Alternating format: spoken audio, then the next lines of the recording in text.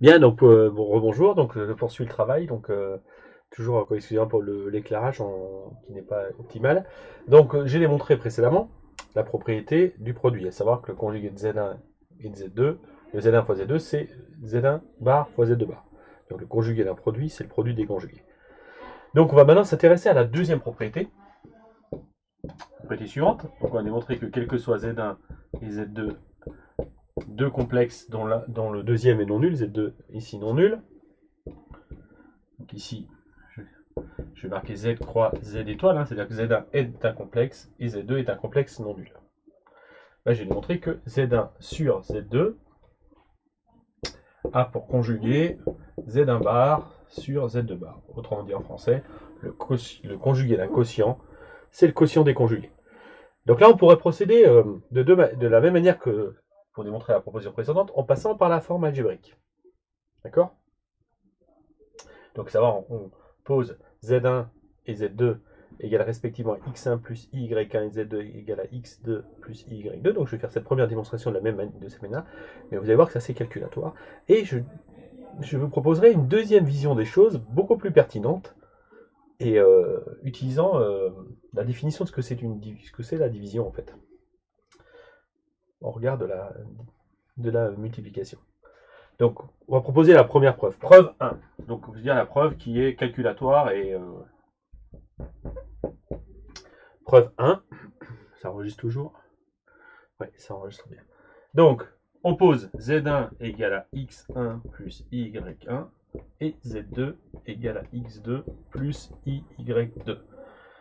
Je précise que X1 et Y1 sont réels, X2 et Y2 sont des réels. D'accord? Donc, on a affaire à la forme algébrique. Donc, qu'est-ce que je fais? Je calcule Z1 sur Z2 pour ensuite en calculer conjugué. Donc, l'idée est qu'on la même, je calcule le côté gauche. Donc, d'une part,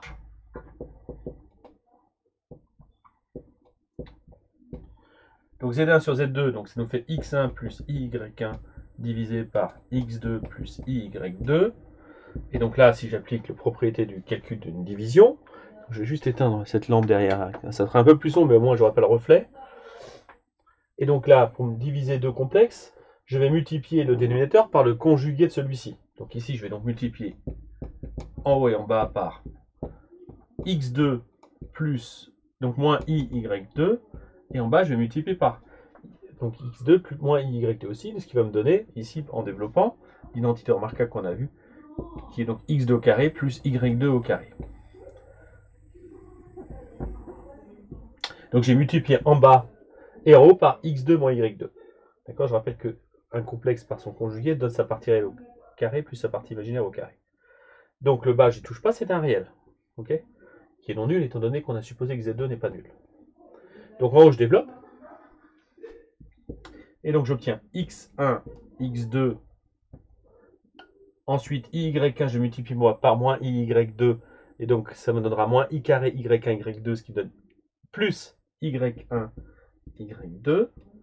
Et ensuite je cherche tout ce qui est imaginaire pur, donc je développe y1 fois x2, puis x1 fois moins iy2. Donc je peux mettre i en facteur, donc j'ai i facteur de y1, x2, et également moins x1, y2, le tout sur x2 au carré plus y2 au carré. Donc une fois que j'ai développé, ici, je vais pouvoir en déduire la forme algébrique de Z1 sur Z2. Donc à savoir, il faut que je trouve la partie réelle plus I fois la partie imaginaire. Donc ici, on peut remarquer que cette fraction, on la casse en deux. Donc je la casse en deux, ce qui me donne x1, x2 plus y1, y2 sur x2 carré plus y2 carré plus I, facteur de y1, x2 moins. Alors je baisse encore la caméra, parce que là, on ne voit pas. Donc y1, x2 moins x1, y2 sur, du coup, x2 carré plus y2 carré. D'accord? Donc là, j'ai écrit la Z1 sur Z2 sous la forme A plus IB. Donc ici, on peut constater que x1, x2, y1, y2 étant des réels, ce nombre-là est bien réel. Donc plus I fois, ici, y1 x2 moins x1 y2 sur x2 carré plus y2 carré, qui est également un réel. Donc on a bien la forme algébrique de Z1 sur Z2 qui n'est pas très agréable. Hein. Du coup, si on a la forme algébrique, donc ici, je peux calculer le conjugué de Z1 sur Z2.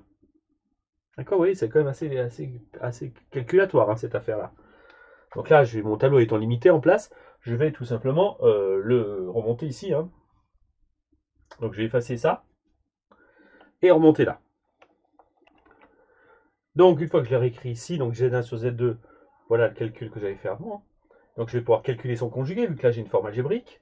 Donc ici, donc Z1 sur Z2, le tout, barre. Donc je fais donc le conjugué de tout ça. Donc je rappelle que le conjugué d'un complexe algébrique, c'est ça, la même partie réelle plus I fois l'opposé de la partie imaginaire. Donc tout simplement, ce qui aurait écrit ici, x1, x2 plus y1, y2 sur donc x2 carré plus y2 carré. Et là, donc j'ai moins i facteur de y1, x2 moins x1, y2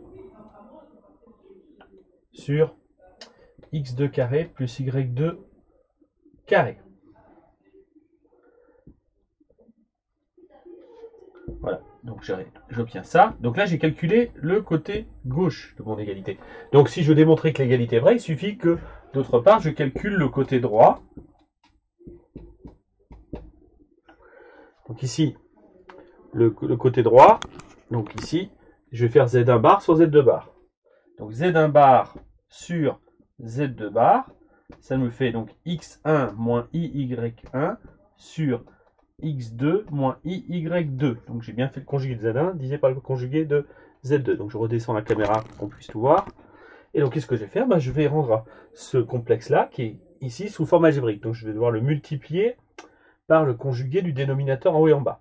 Donc c'est-à-dire que je prépare le terrain, donc je vais avoir x1 moins iy1 facteur de x2 plus iy2 sur, et donc là en multipliant x1 moins iy2 par x2 plus y2, j'obtiens donc une identité remarquable qui permet d'écrire que ça fera x2 carré plus y2 carré. Je vous laisse le soin de développer si vous avez un doute, mais je rappelle que maintenant ça devient une habitude.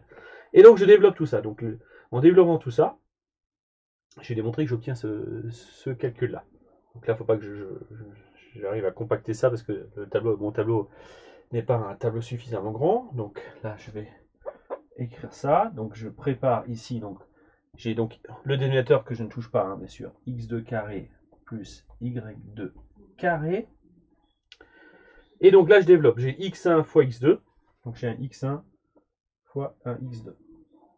Ensuite, qu'est-ce que j'ai encore de réel? En multipliant moins y1 fois iy2, j'obtiens moins i carré y1 y2.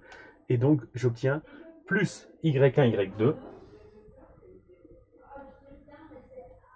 Voilà. Et maintenant, je cherche tous les imaginaires purs. D'accord? Donc, je vais pouvoir juste enlever ça là, que j'ai laissé traîner, cette image-là qui ne sert plus à rien.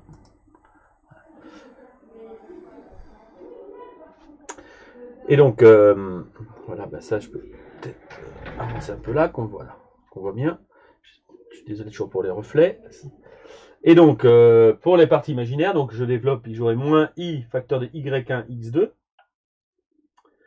Donc, moins i facteur de y1 x2. Et ensuite, j'aurai également x1 fois iy2.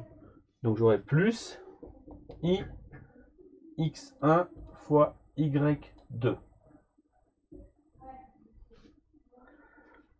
D'accord? Je mets un peu. Voilà. Donc, qu'est-ce que je fais? Je vais ici factoriser par moins i, par exemple. Et donc, si je factorise par moins i, je obtiens moins i facteur de y1, x2.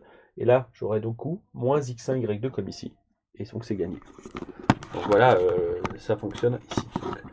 Donc, là, j'ai plus de place pour l'écrire, mais...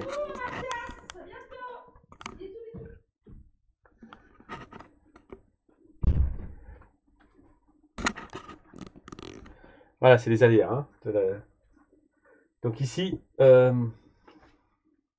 suis confiné dans mon bureau, et il y a eu de la visite. Donc ici, en factorisant, j'obtiens le résultat ici qui est là. D'accord? Donc ça, c'est la preuve très calculatoire. Donc voyez, donc il faut s'armer de patience et bien calculer, bien développer, etc. Donc maintenant, je vais vous montrer une preuve beaucoup plus élégante, et c'est là que j'aurais voulu vous présenter d'abord. Mais bien sûr, il fallait que je vous montre comme cette démarche-là, pour justement vous convaincre qu'il est toujours intéressant de plutôt changer de point de vue, pour avoir un point de vue beaucoup plus élégant. Donc regardez le deuxième point de vue.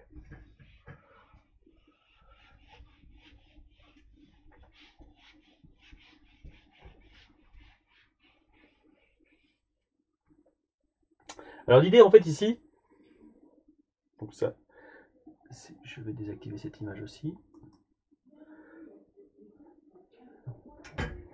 Donc je vais rallumer juste là qu'on puisse voir le vert. Voilà. C'est qu'on va montrer que la propriété du produit conduit automatiquement à celle du quotient.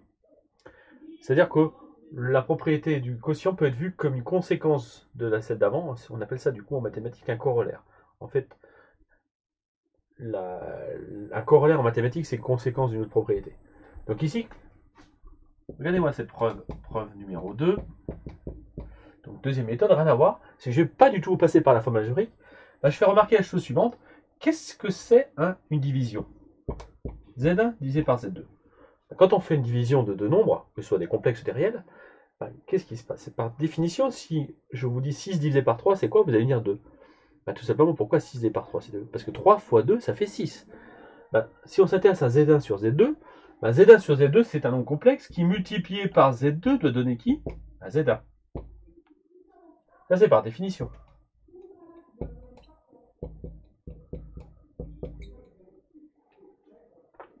Alors, c'est pareil, là, on ne voit plus, on est chaud dans le reflet de la lumière, là. Donc, Z1 sur Z2 fois Z2, ça donne Z1 par définition de ce que c'est le quotient. Et du coup, là, j'ai un produit. Du coup, qu'est-ce que je fais? Je fais conjuguer. Je vais passer au conjugué. Donc, je vais faire le conjugué de ce produit. Z1 sur le conjugué de Z1 sur Z2 fois Z2. Et donc, égal au conjugué de Z1. D'accord? Donc, je conjugue l'égalité. Donc, le conjugué à gauche est égal au conjugué à droite, nécessairement. Et là, je peux donc utiliser la propriété précédente. C'est ça l'astuce. C'est que là, j'ai le conjugué d'un produit. Le conjugué de n'importe quel produit, c'est le produit des conjugués. Autrement dit, j'en déduis donc que Z1 sur Z2, le tout bar, c'est le premier facteur, fois le conjugué de Z2 bar, est égal au conjugué de Z1. Donc c'est Z1 bar. Et qu'est-ce que j'ai juste à faire? Ici, maintenant, je vais passer Z2 de l'autre côté. Comme c'est une multiplication, je vais donc diviser par Z2 de chaque côté, Z2 bar. Ce que je peux faire, parce que si Z2 est différent de 0, Z2 bar est différent de 0. D'accord? Si un complexe conjugué si un complexe n'est pas nul, son conjugué n'est pas non plus.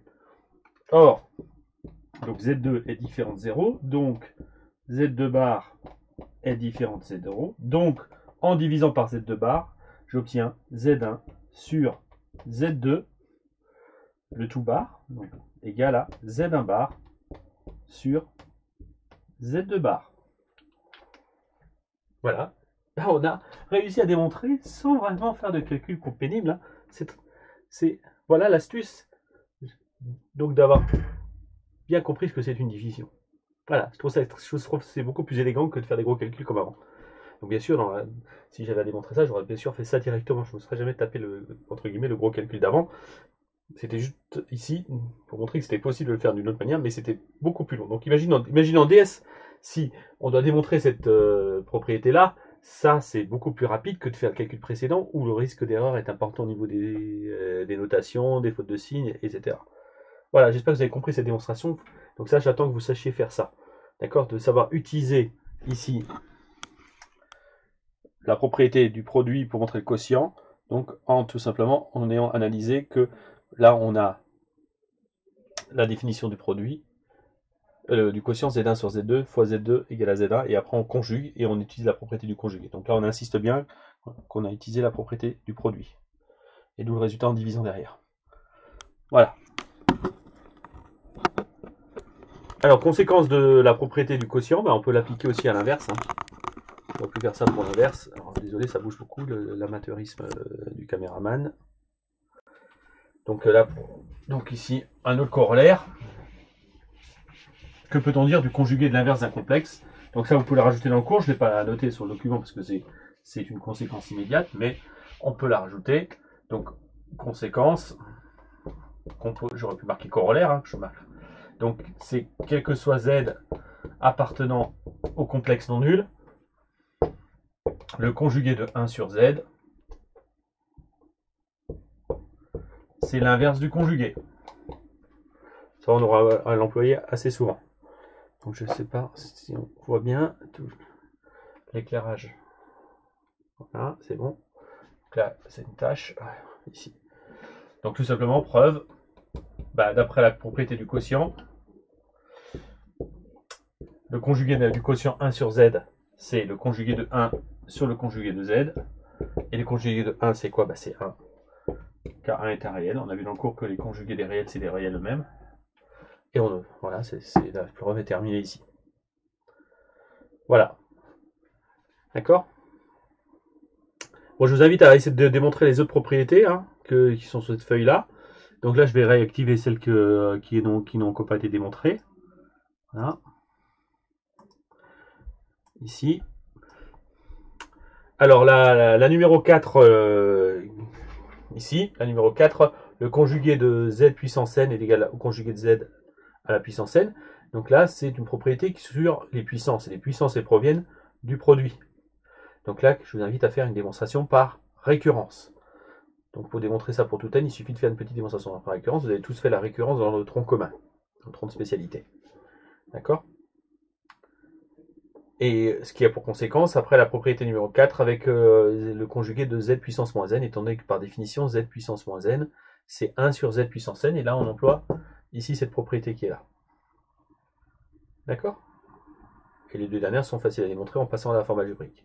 Donc je répondrai aux questions sur ces démonstrations, si vous devez savoir faire ces démonstrations-là. Donc revenez vers moi si vous avez buté sur certaines de ces démonstrations. Voilà, je vais vous laisser sur cette vidéo-là pour aujourd'hui. Allez, bonne soirée à vous. Au revoir.